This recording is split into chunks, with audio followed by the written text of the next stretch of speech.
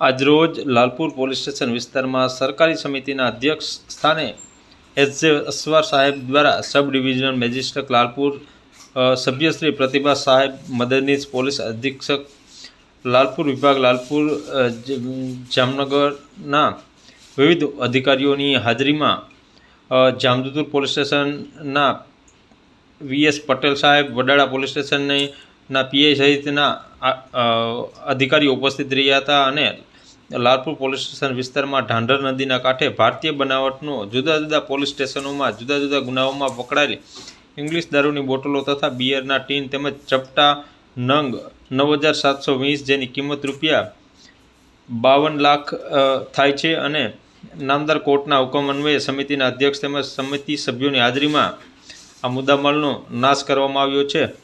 Bulldozer ફેરવી તમામ દારૂનો જથ્થો નાશ કરવામાં આવ્યો છે.